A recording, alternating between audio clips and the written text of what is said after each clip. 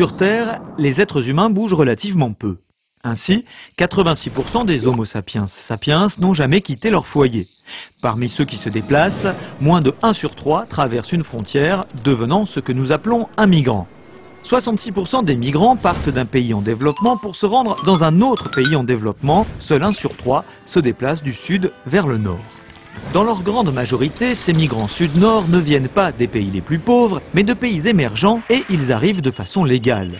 Ensuite, le coût de l'émigration étant très élevé, partent surtout ceux qui ont les moyens de cet investissement, de l'argent, une formation ou des diplômes. Ajoutons que ces migrants sont les meilleurs acteurs de l'aide internationale au développement. En 2010, ils ont transféré à leurs proches, restés au pays, 334 milliards d'euros, 4 fois plus que l'aide publique internationale au développement. Dans ces conditions, est-il raisonnable de vouloir verrouiller les frontières ?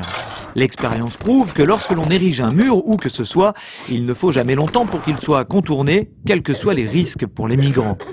Ensuite, le coût de cette politique est extrêmement élevé. En France, selon les calculs, près de 26 000 euros par expulsion. Il y en a eu 29 288 en 2009. Chère et inefficace, à quoi et à qui sert donc cette politique migratoire ? Réponse A. À l'industrie de la sécurité et aux mafias de passeurs. Réponse B.